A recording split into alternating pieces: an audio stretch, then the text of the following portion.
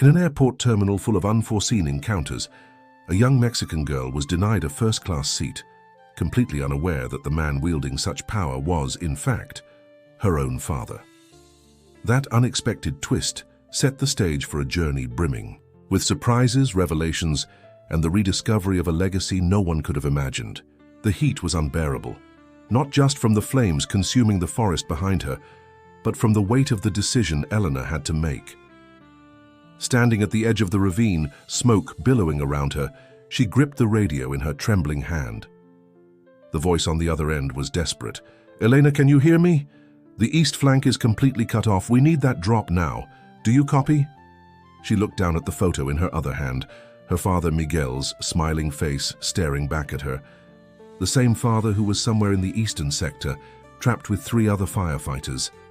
The same sector where, if she called in the water drop, the backburn she'd secretly ordered would incinerate everything. "Chief Rodriguez is still unconscious," she said, her voice hoarse from the smoke. "I'm acting commander now." A pause on the radio. "Then make the call, Elena. We're losing the whole damn mountain if you don't." 48 hours without sleep had dulled her senses, but the weight of command had never felt more acute. The logical choice was clear. Sacrifice the eastern sector to save the mountain, the town below, and the hundreds of lives there. One quick command and the tanker planes circling above would douse the main fire line, letting her backburn strategy work.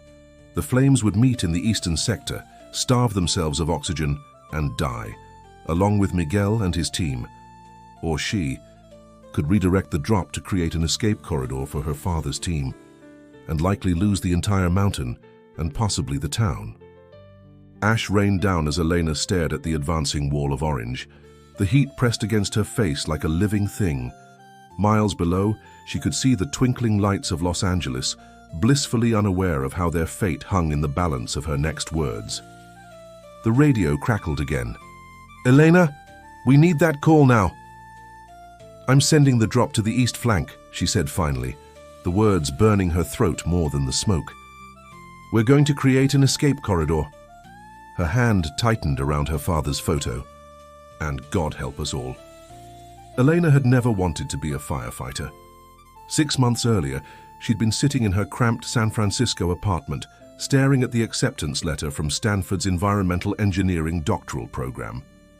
After years of meticulous planning, undergraduate research, publications, networking, her future was unfolding exactly as she'd mapped it out, methodical, controlled, just how Elena Rodriguez preferred things.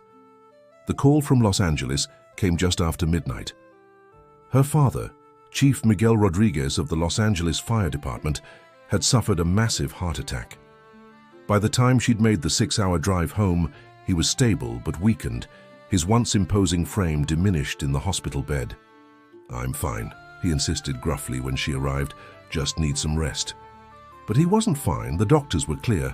His firefighting days were over. He'd need months of recovery, and even then, he could never return to active duty. Karen sat in the corner of the hospital room, her firefighter's uniform still smudged with soot from whatever call she'd been on when their father collapsed.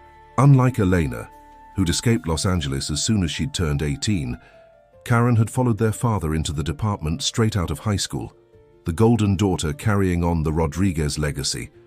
"They're already talking about who's going to replace him," Karen said after their father had fallen asleep. "Johnson from County is pushing for his nephew." Elena looked up from her laptop, where she'd been drafting an email to defer her Stanford acceptance. "Is that bad?" Karen ran a hand through her ash blonde hair, the same color their mother had before cancer took her when they were teenagers. "Dad built this department from nothing. 30 years of service. Johnson's nephew has never even worked wildland fires, and Los Angeles is heading into the worst drought in decades." Something in her voice made Eleanor pause. "What are you thinking?" "Karen," she looked at her directly, blue eyes serious. "I'm thinking you should take over as chief." Elena laughed, the sound harsh in the quiet hospital room. "That's absurd. I haven't fought a fire since those 2 summers in college." "You were the best seasonal we ever had, and you know it. You've got the tactical mind Dad always wanted me to have." A hint of old bitterness crept into her voice, And you've got the Rodriguez name. I'm starting my PhD in the fall. Stanford will still be there next year. Karen leaned forward. Eleanor, this city trusted Dad to protect them for 3 decades. The department needs a Rodriguez to lead them through this fire season, just until Dad recovers. Elena looked at their father's sleeping form and felt the unwelcome tug of obligation. Los Angeles had always been a prison to her, a place of narrow expectations and narrower minds. She'd fought to escape its gravitational pull, to forge her own path far from the family legacy of rushing into burning buildings. I can't, she said finally. Karen's face hardened. Can't or won't, because there's a difference, Elena. Before she could answer, their father stirred, his eyes opening with that piercing awareness that had made him a legendary fire chief. She'll do it, Miguel Rodriguez said, his voice weaker than Elena had ever heard it, but still carrying the weight of absolute certainty. My daughter never backs down from responsibility, no matter how much she might want to. And just like that, Elena's carefully constructed future went up in smoke. The transition was rocky at best. Half the department resented taking orders from the prodigal daughter who'd spent years away from Pine Ridge. The other half were simply skeptical of her abilities. Only Mason stood firmly in her corner, defending her decisions even when he disagreed with them. Her first months as acting chief were mercifully quiet, a few small brush fires, a residential blaze, nothing that tested her leadership. She established a new training protocol, updated their outdated equipment, and began preparing for the summer wildfire season that everyone predicted would be catastrophic. The morning the Carson Ridge fire started, Iris had been on the phone with Stanford, finalizing details for the fall semester. She'd almost served her time. Her father was recovering well, and she'd already started the process of handing leadership back to him, albeit in a reduced capacity. Then the call came in. Lightning strike, dry conditions, high winds, the perfect storm. Within hours, the fire had consumed over 1,000 acres of forest. By the next day, it had quadrupled in size and was racing toward Pine Ridge. State resources were already stretched thin, with 3 other major fires burning across California.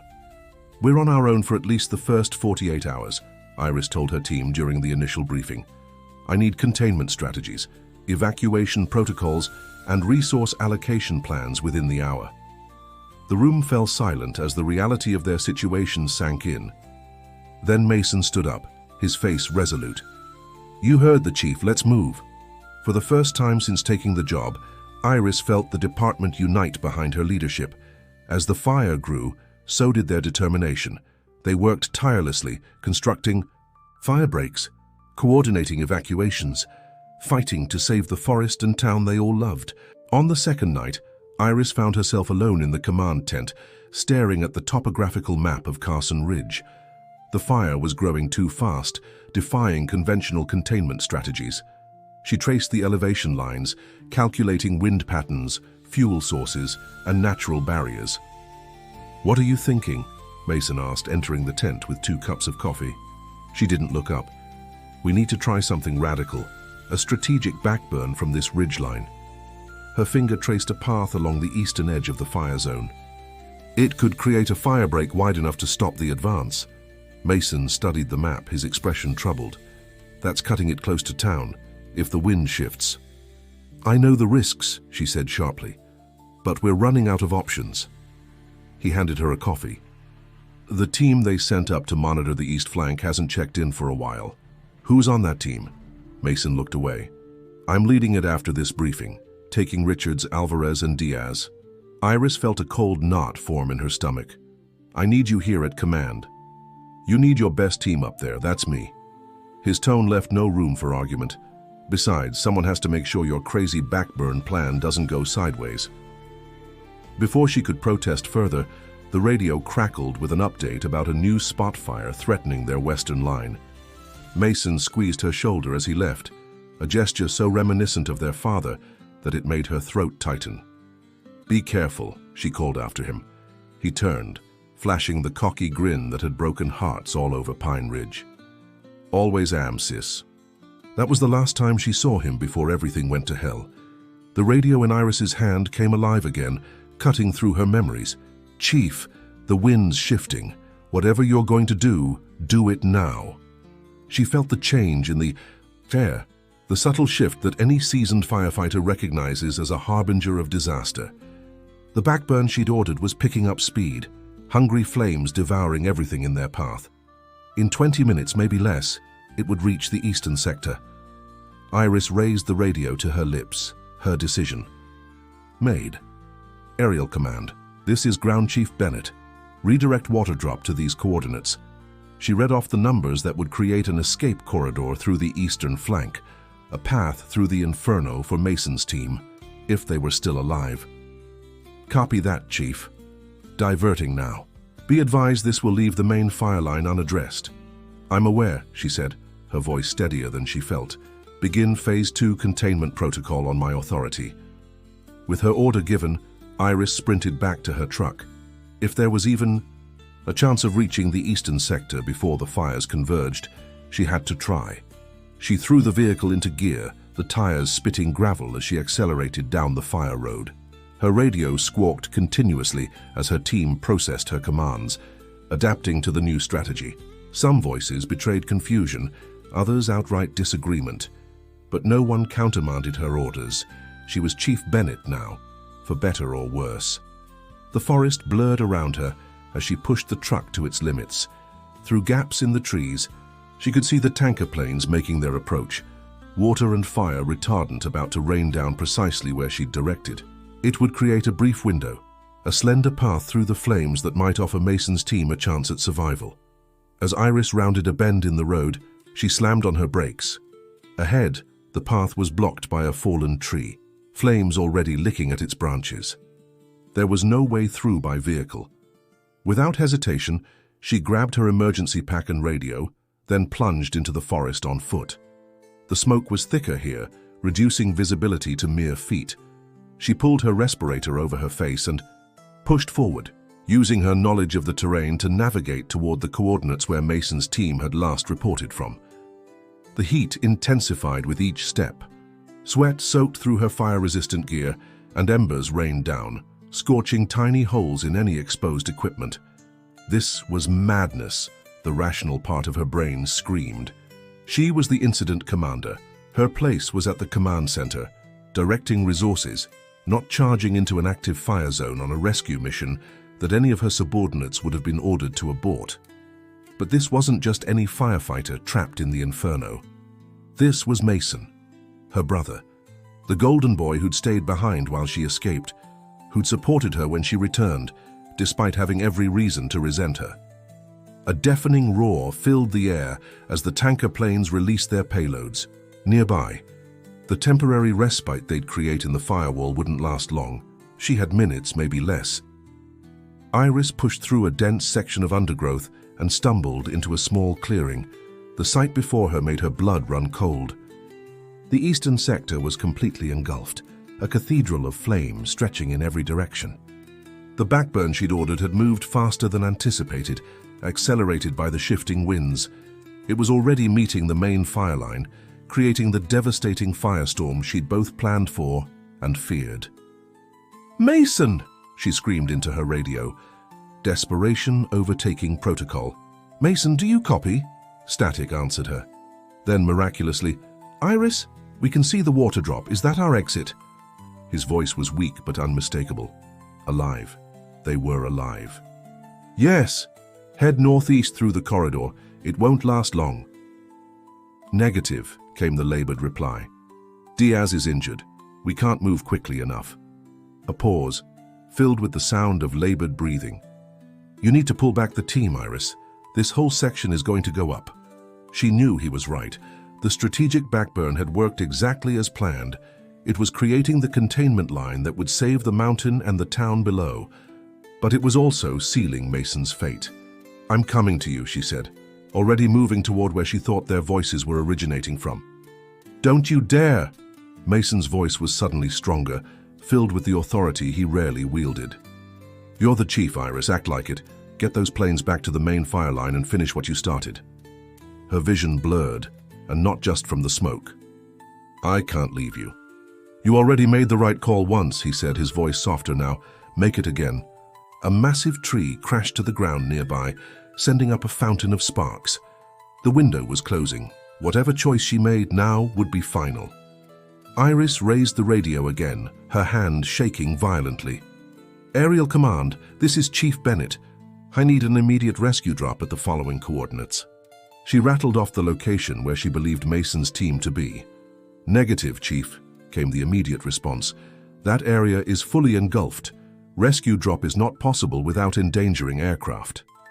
She closed her eyes briefly, feeling the weight of command pressing down heavier than ever before. When she opened them, the decision was clear in a way that brought an eerie calm. "Understood, Aerial Command. Return to original fire suppression plan. All ground teams pull back to secondary containment lines." She swallowed hard. "Eastern sector is sacrificed to save the mountain." The words tasted like ash in her mouth, but they were necessary. As chief, her responsibility was to the many, not just to the one person she loved most in the world. This was the burden her father had carried for 30 years. This was what it meant to be Chief Bennett. "Copy that," came the crisp response. The matter-of-fact acknowledgement of her order to let her brother die. Iris switched to the direct channel. "Mason, I'm sorry, Don't be," he interrupted, his voice strangely peaceful despite the hellish backdrop. "You made the right call, Iris. The Bennett call." A burst of coughing. "Dad would be proud." "Mason, I need to focus." "On my team now, Chief," he said formally. "We'll try to find shelter. Don't give up on us yet." The connection went silent, leaving Iris alone with the roaring of the flames and the unbearable weight of her decision. The next 12 hours passed in a blur of smoke, strategy, and grim determination. True to her training, Iris returned to the command center and directed the battle against the Carson Ridge fire with cold efficiency. The strategic backburn worked exactly as she'd planned, creating a containment line that finally halted the fire's advance toward Pine Ridge. Hundreds of homes and thousands of lives were saved. But the eastern sector and Mason's team remained cut off, presumed lost. No communication had come from them since that final exchange. Satellite imagery showed nothing but a blackened wasteland where they'd last been located. As dawn broke on the third day, the fire was officially declared contained. Exhausted firefighters stumbled back to base camp, faces streaked with soot and fatigue. Iris moved among them, offering quiet words of thanks and encouragement while carrying the crushing weight of her brother's absence. She found herself at the edge of the camp, staring out at the smoldering remains of Carson Ridge when her second-in-command approached. "Chief," he said gently, "the recovery team is assembled. With your permission, they'll head into the eastern sector at first. Like to," he hesitated, "to bring our people home." Iris nodded, not trusting herself to speak. The recovery team, not rescue.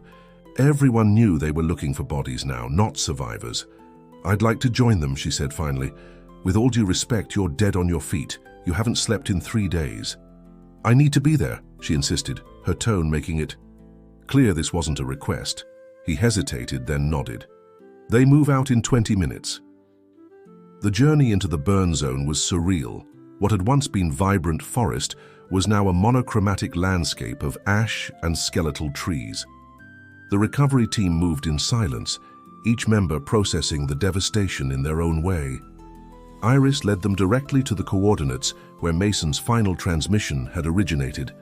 As they approached, her heart pounded with a terrible mixture of hope and dread. The area had been utterly devastated by the convergence of the main fire and her backburn. Nothing could have survived such an inferno, yet she couldn't stop herself from scanning for any sign of life. They found the first body near a rocky outcropping, Richards, identified by his gear. The team worked with solemn efficiency, preparing him for transport back to Pine Ridge. 100 yards away, they discovered Diaz, his leg clearly broken, positioned in what appeared to be a hastily constructed shelter beneath an overhang. But there was no sign of Mason or Alvarez. "Chief," called one of the recovery team members, pointing to a narrow ravine nearby. "There are tracks leading this way." Hope flickered in Iris's chest as she carefully picked her way down the steep slope. At the bottom, a small stream still flowed, miraculously untouched by the fire that had consumed everything around it. And beside it, "Mason!" she called, her voice breaking. A pile of ash-covered debris shifted, and then her brother's face emerged, barely recognizable beneath the soot. Beside him, Alvarez stirred weakly. "Took you long enough," Mason croaked, a ghost of his cocky smile visible through the grime. The medical team rushed forward as Iris stood frozen in disbelief. "How?" she finally managed. Mason gestured weakly. "To the stream and the steep ravine walls. Waters and luck. Your water drop created just enough of a corridor for us to get Alvarez out. Couldn't save Richards. Diaz," he trailed off, exhaustion overtaking him. "Easy," the medic cautioned, already starting an IV. "You're severely dehydrated and suffering from smoke inhalation." Iris knelt beside her brother as the medics worked. "I thought I'd lost you," she whispered. "I made the call to sacrifice the eastern sector. I chose the mountain over." Mason's ash-covered hand found hers. "You chose right," he said firmly. "That's what Bennetts do. We make the hard calls." "But I was ready to let you die." "And I was ready to die," he replied simply. "Because you taught me something these past 6 months, sis. Being a Bennett isn't about running into burning buildings. It's about bearing the weight of impossible choices." As they carried Mason and Alvarez out of the ravine, Iris felt something shift inside her. The burden of command didn't feel lighter. If anything, the knowledge of how close she'd come to losing her brother made it heavier. But it felt right in a way she hadn't expected. Stanford and her carefully mapped future seemed distant now, like a life that belonged to someone else. Here, in the ash and ruin of Carson Ridge, she'd found something she hadn't known she was, looking for purpose, not in the academic pursuit of environmental solutions, but in the immediate life and death reality of protecting homes, forests, and lives. By the time they reached the camp, news of the survivors had spread. The entire department gathered to welcome their brothers home, faces transformed with joy and relief. Iris watched from a distance as Mason was loaded into a medical transport, already arguing with the paramedics about the necessity of a hospital stay. Her radio crackled. "Chief Bennett, your father's on the line. He's heard about Mason." Iris took the radio, preparing herself for her father's reaction to how close she'd come to losing his son, to how she'd prioritized the greater good over family. "Dad?" "Iris." His voice was rough with emotion. "You saved the mountain." "I almost lost Mason." "But you didn't." A pause. "You made the call I would have made, the only call you could make." The weight of those words settled around her shoulders, not crushing her but steadying her. "I'm not coming back to Stanford," she said, the decision crystallizing as she spoke it. "Not this year, anyway." "Pine Ridge needs you," her father said simply. "And I think maybe you need it too." As the sun rose higher over the smoldering remains of Carson Ridge, Iris Bennett stood tall, her shoulders squared beneath the weight of smoke and choice and responsibility. The fire had changed the landscape forever, just as it had changed. She was Chief Bennett now, and for the first time since taking the badge, that felt exactly right.